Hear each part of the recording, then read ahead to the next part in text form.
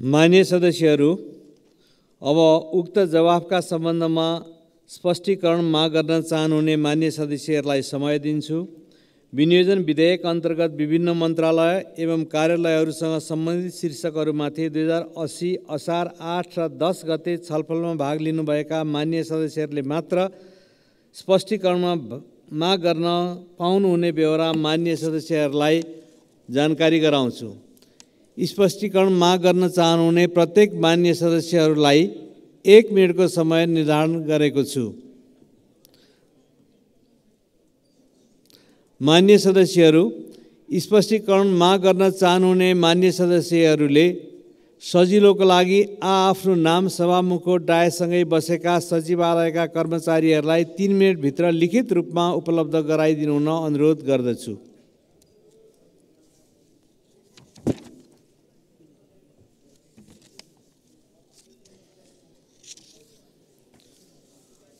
मान्य सदस्य श्री प्रेम सुवाल। सभामुख महोदय मार्फत प्रधानमन्त्रीजीसँग प्रश्न राख्न चाहन्छु। राष्ट्रिय प्रतिरक्षा विश्वविद्यालयको लागि कति बजेट विनियोजन गरिएको छ? खोपो विश्वविद्यालयको विधेयक अर्थ मन्त्रालयमै किन अड्किरहेको होला? प्रधानमन्त्रीजीले यो विधेयकबारे सदनमा 3 पटक बोल्नुभयो। विधेयक पारित नभएसम्म जनतालाई पत्याउन गाह्रो भएको गुनासो छ। नेपाली भूमि कालापानीबाट भारतीय सेना हटाउने र लिम्पियाधुरामा जनगणना गर्ने विषय किन काम भएन? नागरिकता खुलेको देश सिक्किम जस्तै बग्ने त होइन? पूर्व कार्यवाहक महालेखा परीक्षक सुकदेव भट्टराईका अनुसार एनसेलको पुँजीगत लाभकर छलीमा 3 प्रधानमन्त्री र 3 अर्थमन्त्री संलग्न भएको भए कारबाही किन भएन?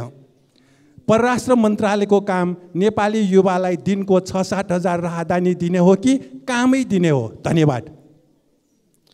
मान्य सदस्य डाक्टर अमरेश कुमार सिंह।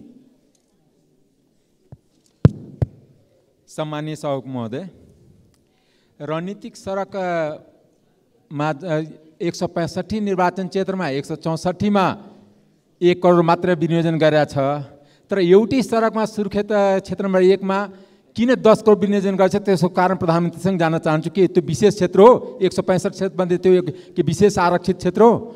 दोस्रो कुरा, सार्वजनिक जनताको करको ट्याक्सबाट कुनै पनि पार्टीको कार्यालय बनाउनु मिल्छ कि मिल्दैन? के अहिले सरकारको बजेटबाट जनताको ट्याक्स पेमानीबाट पार्टीको कार्यालय बनाउने कार्य कति उचित हो र किन यो बनिरहेछ? प्रधानमन्त्रीसँग जवाब चाहन्छु। तेस्रो, प्रधानमन्त्री कार्यालयमा जुन सचिवहरू सरुवा हुन्छ त्यो झोक्डेर बस्छ, किनकि प्रधानमन्त्री आफ्नै आसेपासे सचिवालयबाट प्रधानमन्त्री कार्यालय चलाउनु छ। त्यो सचिव त त्यहाँ झन् गर्व गर्नुपर्ने कि म प्रधानमन्त्री कार्यालयमा छु, देशको प्राइम सत्ताको ठाउँमा छु। तर त्यस्तो हुन सकिरहेको छैन। यो कारण के हो? दोस्रो, अन्तिम प्रश्न मेरो छ कि सार्वजनिक जग्गा त्यतिकै व्यक्तिहरूलाई संस्थाहरूलाई दिने प्रवृत्ति।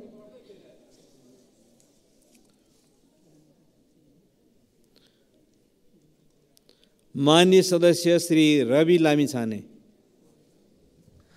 सम्मानीय सभामुख महोदय मार्फत म सम्मानीय प्रधानमन्त्रीज्यूलाई यो जुन आफ्ना उपलब्धिहरू बताउनु भयो, त्यो उपलब्धिहरू बताइरहँदा त्यो उपलब्धिले अहिले भर्खरै नेपालका अस्पतालहरूमा, शैक्षिक संस्थाहरूमा भर्खरै आम नागरिकले के पाइरहेका होलान् त्यसतर्फ पनि ध्यान दिन अनुरोध गर्न चाहन्छु। र यो सँगसँगै एउटा के पनि याद गराउन चाहन्छु भने यो पुस्ताले के देखेन भन्नुभयो, त्यसमा मेरो साथ र समर्थन नै छ। पुस्ताले के देखेन भन्ने कुरा, तर यो पुस्ताले के पनि देख्यो भने देशका संरचनाहरू ननासिकन, हत्या हिंसा नभइकन, अङ्गभङ्ग नभइकन, मानिसहरू नहराइकन शान्तिपूर्वक ढङ्गले पनि परिवर्तन हुन सक्ने कुरा देख्यो भन्ने कुरा थप्दिनका लागि मात्रै मैले प्रधानमन्त्रीले भन्नुभएको कुरामा विमति र विरोध गरेको होइन, त्यो पनि थपिदिनु भएको भए उहाँको स्टेटमेन्ट अझै पुरा हुन्थ्यो भन्ने म भन्न चाहन्छु। र उपलब्धिहरू प्रधानमन्त्रीजीले सुनाइरहँदा तत्काल अस्पताल लगायत शिक्षण संस्था र अहिले भर्खरै माइतीघरै मण्डलामा हेर्नुभयो भने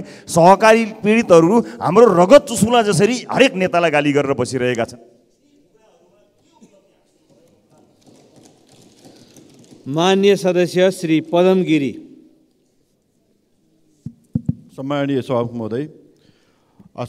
सभामुख महोदय मार्फत म प्रधानमन्त्रीज्यूलाई प्रश्न गर्न चाहन्छु। सम्माननीय प्रधानमन्त्रीज्यूले मुलुकमा चाहिँ विकासको तुफानै आएको छ भन्ने कुरा राख्नुभयो। म सम्माननीय प्रधानमन्त्रीज्यूलाई यहाँको सरकारले हिजो बेलुकासम्म पुँजीगत खर्च कति छ एकचोटि हेर्नुहोस्, जम्मा 42% पुँजीगत खर्च भएको छ। हामी देशमा विकासको तुफानै आएको छ भन्ने कुरा कसरी पत्याउने, यसको म जवाफ चाहन्छु सभामुख महोदय। त्यस्तै गरेर अर्को कुरा, उहाँले अर्थतन्त्रका सबै सूचकहरू सुधार भएर आयो, निकै राम्रो भएर आयो भनेर भनिरहनु भएको छ। तर त्रिभुवन अन्तर्राष्ट्रिय विमानस्थलमा गएर हेर्नुहोस्, तपाईँको कार्यकालमा नेपाली युवाहरू दोब्बर सङ्ख्यामा नेपालमा रोजगारी नपाएर विदेशमा जान बाध्य भएका छन्। यस सन्दर्भमा तपाईँले के जवाफ दिनुहुन्छ सभामुख महोदय? अर्को, राष्ट्रिय योजना आयोगलाई निकममा बनाउनु भयो, बजेट निर्माणको प्रक्रियामा कहीँ सहभागी हुनु भएन, यसको औचित्य के हो? यसको पनि म जवाफ चाहन्छु सभामुख महोदय। सम्पत्ति शुद्धिकरण अनुसन्धान विभागलाई निकममा बनाइएको छ, कालो धन थुप्राएर बसेका व्यक्तिहरूका पक्षमा यो विभागले काम गर्ने स्थिति बनेको छैन। किन यसरी राख्ने काम गर्नुभयो, यसको पनि म जवाफ चाहन्छु। हस्, धन्यवाद। माननीय सदस्य श्री रघुजी पन्त। सभामुख महोदय मार्फत प्रधानमन्त्रीज्यूलाई केही प्रश्न सोध्न चाहन्छु, स्पष्ट गर्नुहोस् भन्ने चाहन्छु। 1, मुलुकको सर्वोच्च प्रशासनिक निकायको रूपमा रहेको प्रधानमन्त्री कार्यालय अझै कति व्यवस्थित छ, के तपाईँ त्योसँग सन्तुष्ट हुनुहुन्छ? 2, तपाईँले भारत भ्रमणको क्रममा इपिजी प्रतिवेदनलाई किन महत्त्व दिनु भएन? नेपाल सरकारको प्रधानमन्त्री रहेको तपाईँले इपिजी प्रतिवेदन कहिले बुझ्नुहुन्छ? 3, भारतको नयाँ संसद भवनमा लेखिएको मुराल नक्साबारे नेपालको प्रधानमन्त्रीको रूपमा तपाईँको भनाइ के हो? यस विषयमा तपाईँले भारतीय प्रधानमन्त्रीलाई के भनेर आफ्नो प्रतिक्रिया व्यक्त गर्नुभयो? 4, मुराल नक्साबारे नेपालको स्ट्यान्ड के हो? राष्ट्रपति, उपराष्ट्रपति र प्रधानमन्त्री कार्यालयमा रहेका अनावश्यक सल्लाहकारहरू हटाएर खर्च घटाउन प्रधानमन्त्रीले के कदम चाल्दै हुनुहुन्छ? सीमा समस्या समाधानको लागि तत्काल के पाइला चालिँदैछ, जानकारी दिइयोस्। धन्यवाद। माननीय सदस्य श्री प्रभु शाह। सम्मानीय सभामुख महोदय, वैदेशिक रोजगारमा ठगी कार्य बढ्दो छ, पीडितहरू न्याय पाउन सकिरहेको छैन। सम्मानीय प्रधानमन्त्रीले पीडितलाई क्षतिपूर्तिको कुरा गर्नुभयो। हामी जान्न चाहन्छौँ दोषीलाई के कति कारबाही भएको छ? भन्सार र राजस्वको सरकारी रकम कथित पुरस्कारको नाममा 40-45% पैसा व्यक्तिको खातामा गइरहेको छ। यसलाई रोक्न सरकारको योजना के छ जान्न चाहन्छौँ। जनयुद्धका मृतकलाई शहीद घोषणा गर्दा सरकारले छानी नाम घोषणा गरेको देखियो, थुप्रै नाम छुटेको छ। यसलाई समेट्न सरकारको योजना के छ जान्न चाहन्छौँ। मानव विकास सूचकाङ्कमा पछाडि रहेका प्रदेश, जिल्ला र पालिकालाई विशेष आर्थिक प्याकेजका कुरा उठाएका थियौँ, यसको सम्बोधन किन गर्नु भएन जान्न चाहन्छौँ। आवासको अधिकार मौलिक अधिकार हो, 75,000मा सुरक्षित आवास निर्माण सम्भव छ। यदि छैन भने मौलिक अधिकारको रक्षाको लागि सरकारले कसरी अगाडि बढिरहेको छ जान्न चाहन्छु। धन्यवाद। माननीय सदस्य श्री राजेन्द्र प्रसाद पाण्डे।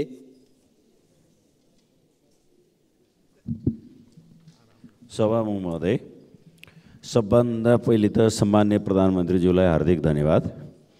हामीले पटक बजेट निर्माणमा सांसदहरूको भूमिका भएन भन्ने खालको कुरा उठायौँ। त्यो कुरालाई पछिल्ला वर्षमा, अब आउँदो वर्षमा त्यो कुरा सम्बोधन गर्नुभएको छ। अब माननीयले पत्र लिएर मन्त्रीका ढोका चार्नु पर्दैन जस्तो लाग्छ। सभामुख महोदय, जलाशययुक्त 1200 मेगावाटको बुढी गण्डकी र निजगढ अन्तर्राष्ट्रिय विमानस्थल, यो गेम चेन्जर प्रोजेक्टको यसको शिलान्यास कहिले गर्नुहुन्छ, डेट भनिदिनुहोस्। 753 स्थानीय सरकार, 7वटा प्रदेश सरकारमा छुट्टै बनिसक्यो हुनाले अहिले केन्द्रीय राष्ट्रिय योजना आयोगको बदलिएको भूमिकालाई पुनर्संरचना गर्ने बारेमा के योजना छ? धन्यवाद। माननीय सदस्य श्री सूर्य प्रसाद ढकाल। सम्माननीय सभामुख महोदय, 24वटा राष्ट्रिय गौरवका योजनाहरूमा व्यापक भ्रष्टाचार भइरहेको छ। 3 लाखमा सम्पन्न हुने योजनाहरू 3 करोड, 5 करोडमा सम्पन्न हुने योजनाहरूलाई 70 करोड र काठमाडौँ मधेसतराई फास्ट ट्र्याकमा टेन्डर गर्दा सेटिङको आधारमा टेन्डर गरिएको छ। प्याकेज नम्बर 3, प्याकेज नम्बर 5 र 6, प्याकेज नम्बर 8, 9, 10 यसको कागजपत्र उपलब्ध गराउन पर्छ भने पनि म उपलब्ध गराउने कुरा यहाँ जानकारी गराउन चाहन्छु। र राष्ट्रिय गौरवका योजनालाई तोकेकै समयभित्र सम्पन्न गर्न र त्यहाँ भएको भ्रष्टाचारलाई नियन्त्रण गर्न, रोक्न र कामलाई चुस्त र व्यवस्थित गर्न सरकारले के गरिरहेको छ म प्रश्न गर्न चाहन्छु। माननीय सदस्य श्री वासुदेव घिमिरे। सम्माननीय सभामुख महोदय, सरकारले निजी क्षेत्रलाई उत्साहित हुने खालको देखिने गरी कुनै योजना ल्याउन सकेन। थलिएको र निरुत्साहित भएको निजी क्षेत्रलाई नजरअन्दाज गर्दै जाँदा के मुलुकको अर्थव्यवस्थामा अपेक्षित सुधार होला? म सम्मान्य सभामुख मार्फत सम्मान्य प्रधानमन्त्रीज्यूलाई प्रश्न गर्न चाहन्छु। धन्यवाद। मान्य सदस्य श्री रणकुमारी बलमपाकी मगर। सम्माननीय सभामुख महोदय, 2080 3 महिना 8 गते प्रधानमन्त्रीसँग प्रत्यक्ष प्रश्न सोध्ने कार्यक्रममा प्रधानमन्त्रीलाई 2 दिन अघि नै प्रश्न गएर उत्तर तयार हुन्छ, तर त्यहाँ बस्ने प्रश्नकर्ताले गरेको प्रश्नको उत्तर नभेटिनुले प्रधानमन्त्रीको सचिवालय विज्ञ छैन भन्ने देखिन्छ। तलब भत्ता मात्र खाएर बस्ने सल्लाहकार हटाई चुस्त र सानो सचिवालय बनाउन सरकारको सरकारको आर्थिक भार पनि कम हुने थियो भन्ने प्रश्न म सभामुख मार्फत सम्माननीय प्रधानमन्त्रीलाई सोध्न चाहन्छु। धन्यवाद। मान्य सदस्य श्री भगवती चौधरी।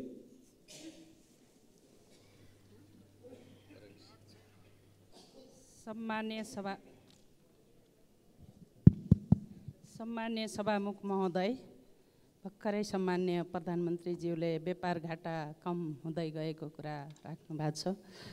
व्यापार घाटा भन्दा यहाँको निजी क्षेत्रदेखि र उद्योग धन्दा सञ्चालनमा लाग्नु भएको लगानीकर्ता पुरै निरुत्साहित छ। त्यसो भएको हुँदा अब यो व्यापार घाटा कम हुने कुरा मलाई लाग्छ यो रिपोर्टमा यो चालु अबको केही भएको होला, तर अहिलेको अवस्थामा यो निजी क्षेत्र पुरै हतोत्साहित छ अथवा निजी क्षेत्र चाहिँ प्रोत्साहन छैन। यसको विषयमा यो सँगसँगै मानव विकास सूचाङ्कमा चाहिँ पछाडि परेको जिल्ला तथा पालिकाहरूमा चाहिँ बजेटले प्रोत्साहन गरिने नीति तथा कार्यक्रममा ल्याइएको थियो, तर त्यस्तो उसमा मेरो जिल्ला पनि मेरो क्षेत्र पनि बोर्डर टाँसेको क्षेत्र छन्। त्यहाँ पर्यटकीय क्षेत्रदेखि पर्यटकीय गन्तव्यदेखि कृषि क्षेत्र अति फर्टाइल थियो, तर त्यहाँ बजेटहरू 1 लाख। मान्य सदस्य श्री सराज अहमद फारूकी। सम्मान्य सभामुख महोदय, सम्मान्य प्रधानमन्त्रीज्यूसँग प्रश्न छ। बजेट पूर्णतः असन्तुलित साथै समावेशी नभएको प्रमाणित भएको छ। तसर्थ राष्ट्रिय गौरवको योजना र अनिवार्य दायित्व घटाई विनियोजन विधेयक संशोधन गरी बढी बजेट स्थानीय तहमा वितरण गरियोस्। मान्य सदस्य श्री रामहरि खतिवडा। सभामुख महोदय, मैले भूकम्प पीडितहरूलाई पहिलो किस्ता गइसकेको र दोस्रो र तेस्रो किस्ता जिल्लामा नपुगेको र घर बनाइसकेका घरहरूलाई असार मसान्तसम्म जान्छ भनेर प्रधानमन्त्रीले योभन्दा पहिले जवाब दिनुभएको थियो। अहिलेसम्म त्यो रकम गएन, त्यसको बारेमा प्रधानमन्त्रीको जवाब चाहन्छु। विदेशमा गएका युवाहरूलाई स्वदेशमै ल्याएर काम दिने वातावरण सिर्जना गर्ने के योजनाहरू छन्? अब खाडीमा भेटौँ होइन, स्वदेशमै रोजगारको तिर्सना मेटौँ भन्ने खालका योजनाहरू कसरी ल्याउँदै हुनुहुन्छ? र 753 स्थानीय तहमा कालो पत्रे सडक निर्माण गर्ने कार्यक्रम कहाँ पुगेको छ? यसै वर्षदेखि प्रारम्भ गर्न पहल अनुरोध गर्दछु। धन्यवाद। मान्य सदस्य श्री सञ्जय कुमार गौतम। सम्मान्य सभामुख महोदय, हाम्रो सम्मान्य सभामुखज्यू मार्फत प्रधानमन्त्रीज्यूलाई प्रश्न छ।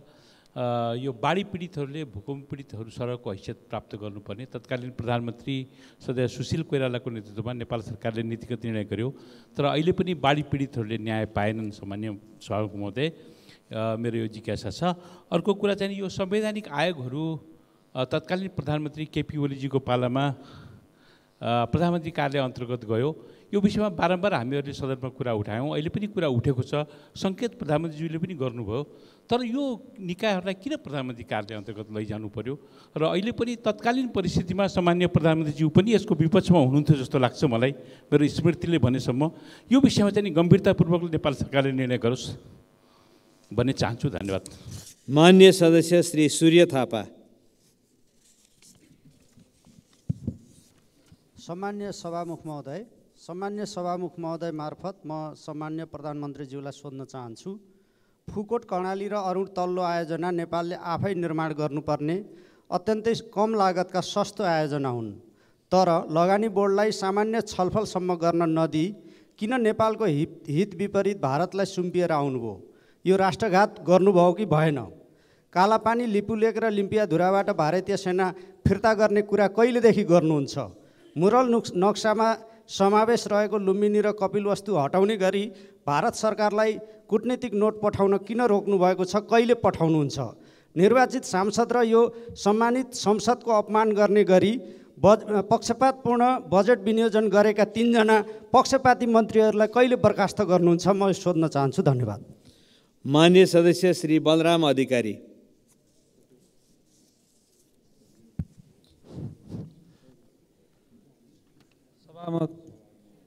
ज्यू, प्रधानमन्त्रीज्यूले सबै देश अब विकासको चरममा पुगिसक्यो, केही गर्न पर्दैन भन्ने अर्थमा भन्नुभयो। भर्खरै प्रधानमन्त्रीले यस वर्ष मलखाद सहज वितरण भएको छ, किसानहरूले प्राप्त गरेका छन् भन्नुभयो।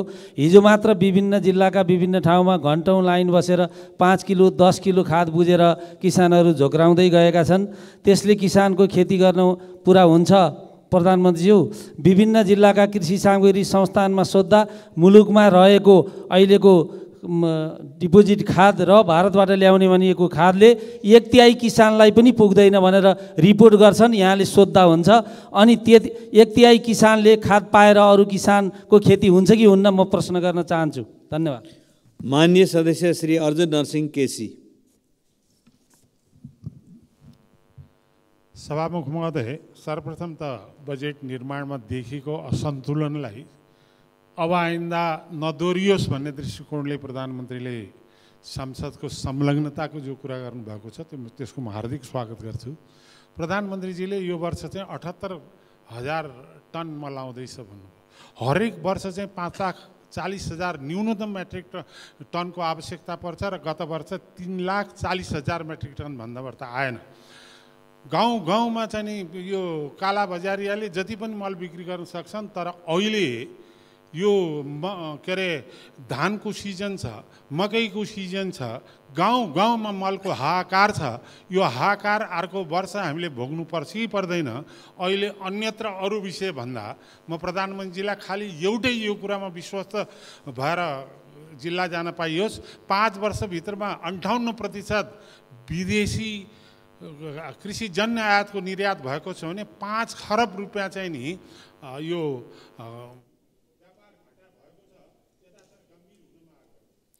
माननीय सदस्य श्री बुद्धिमान तामाङ। सभामुख महोदय, म सभामुख मार्फत प्रधानमन्त्रीलाई निम्नलिखित प्रश्न हुन चाहन्छु। पहिलो कुरा, अहिलेसम्म स्थानीय तहमा जाने जो बजेट छ त्यो बजेट चाहिँ नि खालि जनसङ्ख्या आधारमा गएको छ। यसलाई चाहिँ यो भौगोलिकता र विकटता र जनसङ्ख्या तीनटैलाई चाहिँ नि हेरेर कहिलेदेखि यो तर्जुमा गर्न सकिन्छ? आगामी वर्ष हुन्छ हुँदैन? एउटा कुरा। दोस्रो कुरा, यो बुढी गण्डकी जो कुरा छ, यो 1200 जलाशय युक्त चाहिँ नि विद्युत छ, यसलाई कुन मोडेलमा यसलाई अगाडि बढाउनु खोजेको छ? यसको प्रश्न जवाब चाहियो। धन्यवाद। सदस्य श्री धवल शमशेर जवरा।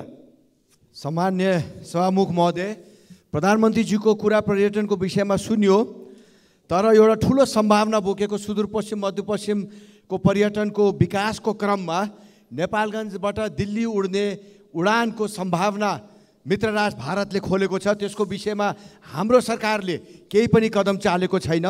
र अर्को, पर्यटन विकासको पर्यटन कलेज नाथमको नगरपालिकाले जग्गा दिएको पनि विषयमा बजेट पनि हालिएको छैन। र कपास विकास समितिलाई खारेज गर्नेको मतलब त्यहाँ भएको जग्गा वितरण गरिदिने कार्यकर्तालाई र आफ्नो भोटरलाई भो भन्ने नेपालगञ्ज र बाँकेका जनताले र त्यो क्षेत्रका जनताले भनिरहेछ। कपास विकास समिति कुनै हालतमा खारिज हुनुहुन्न भन्ने हाम्रो सबैको माग छ। धन्यवाद। माननीय सदस्य श्री सुमना श्रेष्ठ। सम्मान्य सभामुख महोदय, विद्यार्थीहरूको रिपोर्ट कार्डमा फुल मार्क्स र पास मार्क्स हुन्छ। प्रधानमन्त्रीज्यूको रिपोर्ट कार्डमा कति अङ्क आयो त्यो जान्नको लागि चाहिँ नि जनता समक्ष सर्वे गर्नु पर्ला। फेल भइन्छ कि भन्ने डरले चाहिँ नि सर्वे नगर्ने कुरा नगर्नु होला।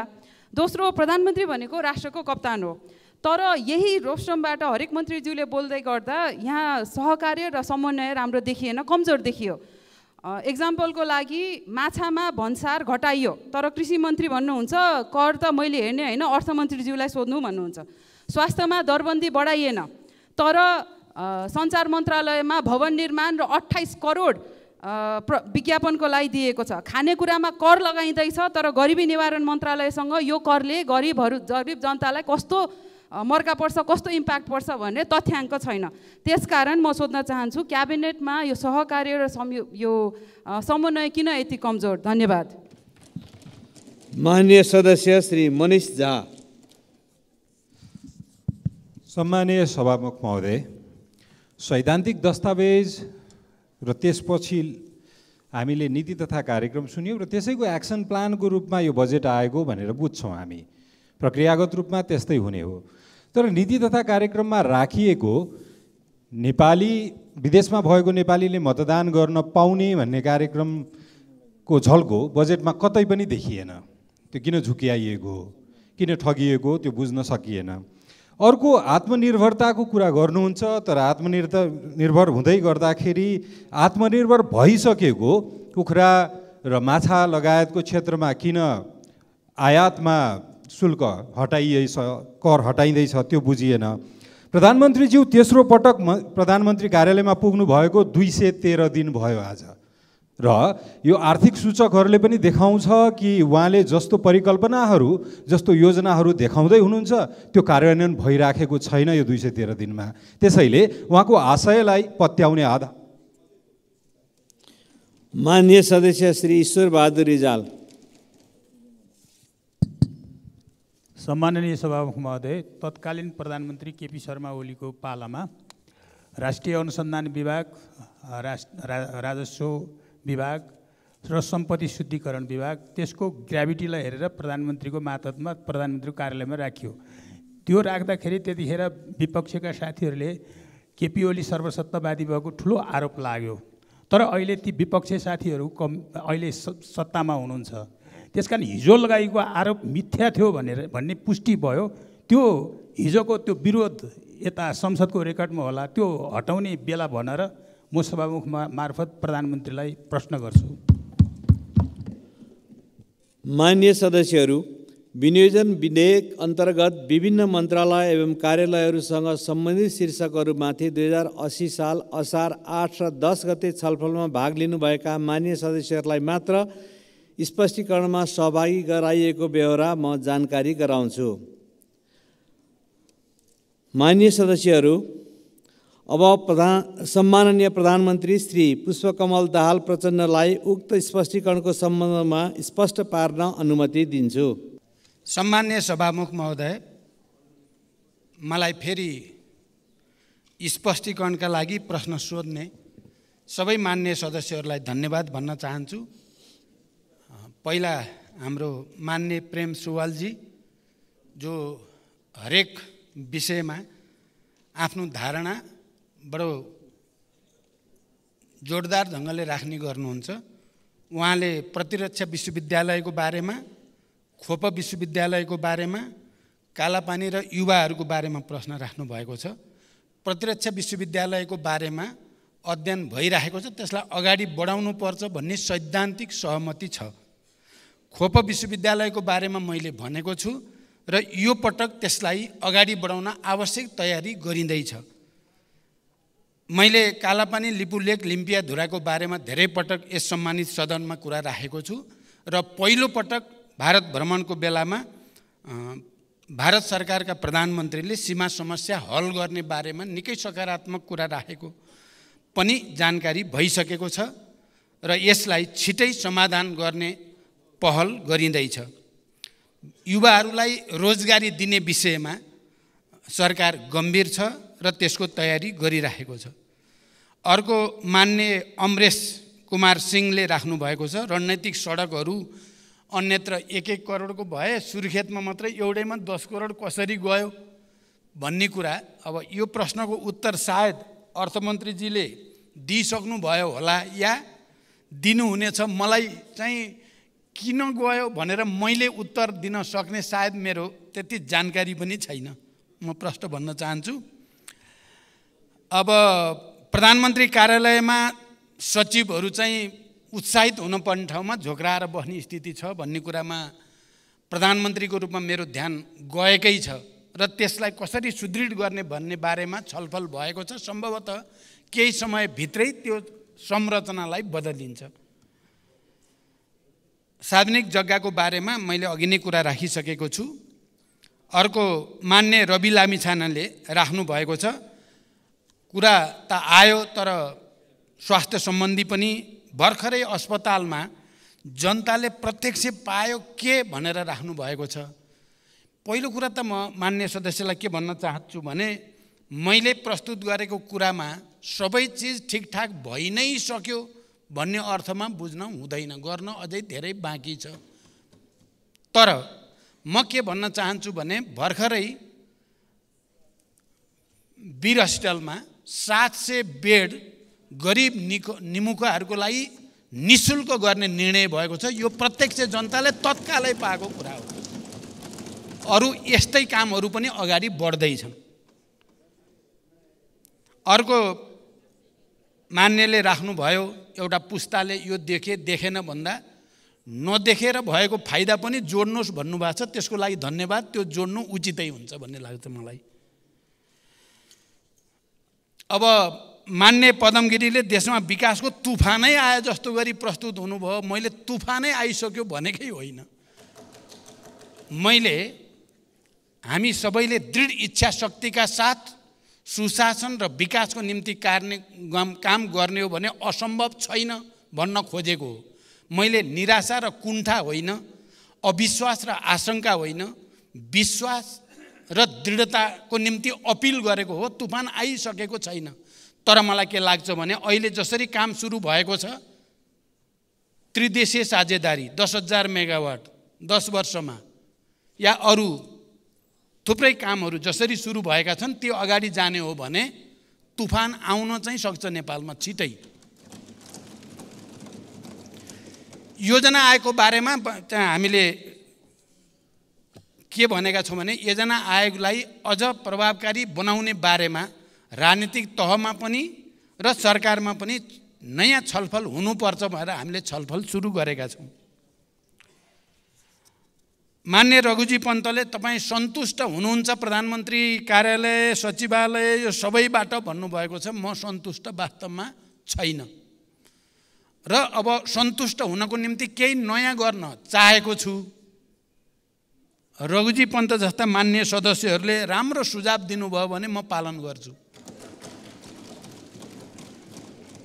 इपिजी प्रतिवेदनको बारेमा चाहिँ यो पटक मैले आफ्नो ढङ्गले छलफल अगाडि बढाएको छु र मलाई विश्वास छ केही समयभित्रै यो बुझ्ने काम हुन्छ भन्ने मलाई त्यो विश्वास बोकेर आएको छु मैले। तर म मान्य सदस्यलाई के भन्न चाहन्छु भने अघि पनि त प्रधानमन्त्री हुनुहुन्थ्यो, अघि पनि त सरकार थिए। उहाँहरूले सबै भ्याइदिएको भए त मैले गर्नै पर्दैन थियो नि।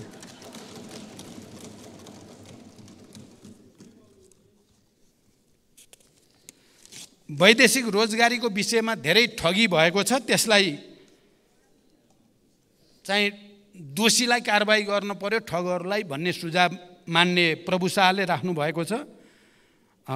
त्यसलाई पनि मान्य सदस्यहरूले ठोस रूपमा राखिदिनु भयो भने सरकार ठगहरूलाई कारबाही गर्न तयार छ। शहीदहरूको नाम छुटेको छ भन्ने कुरा साँचो हो र छुटेकाहरूलाई संलग्न गराउने नीतिगत निर्णय सरकारको भइसकेको छ। आवासको विषयमा पनि मैले राखिसकेको छु। मान्य राजेन्द्र पाण्डेले बुढी गण्डकी परियोजनाबारे कहिले ठोस रूपमा चाहियो भनेर अलि जोड दिएर राख्नु भएको छ।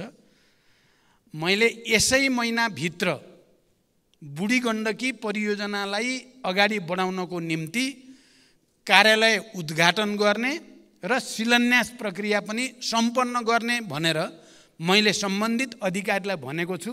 मलाई विश्वास छ यसै महिनाभित्र बुढी गण्डकी परियोजना अगाडि बढाउने नयाँ कार्यालयको उद्घाटन हुन्छ। मैले भन्ने त्यही हो।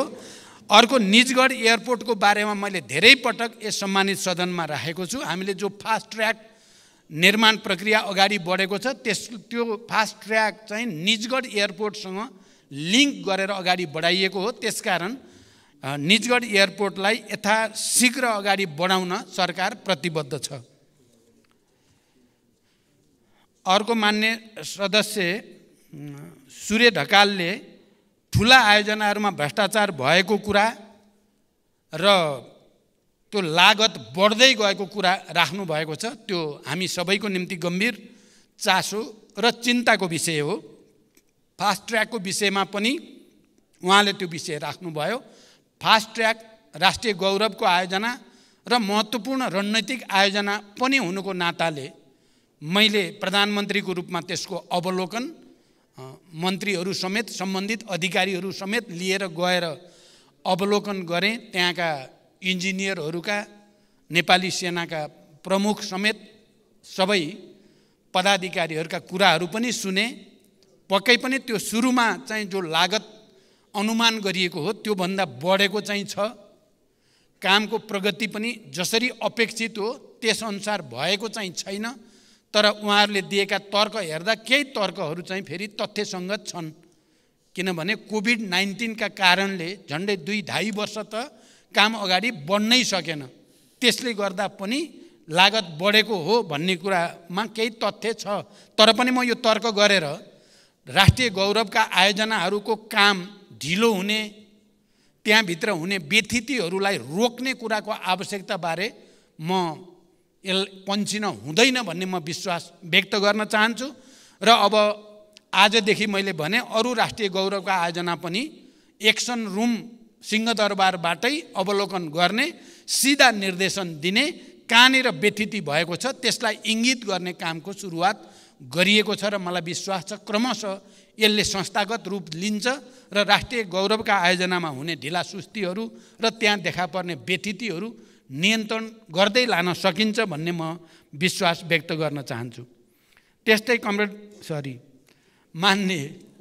मान्य वासुदेव घिमिरेले निजी क्षेत्रलाई नजरअन्दाज गरियो भन्ने कुरा राख्नु भएको छ। मैले प्रधानमन्त्रीको हैसियतमा सबभन्दा पहिलो निर्णय नै सार्वजनिक र निजी क्षेत्रको सहकार्यलाई उच्च प्राथमिकताको साथ राखिएको छ। र अहिलेको बजेटमा पनि निजी क्षेत्रले धेरै कुरा सकारात्मक आएका छन्। केही कुरा अझै त्यसलाई मिलाउन पर्छ भन्ने सुझावहरू दिएको पनि मैले सुनेको छु। फेरि पनि निजी क्षेत्रलाई विश्वासमा नलिइकन र निजी क्षेत्रलाई विकास प्रक्रियामा सामेल नगरिकन देशले आर्थिक प्रगति गर्न सक्दैन भन्ने कुरामा सरकार प्रष्ट छ र त्यो वातावरण बनाउन कोसिस भइरहेको छ। सत्य, तथ्य, निष्पक्ष अनि खोजमूलक समाचारको साथमा एभरेस्ट न्यूज।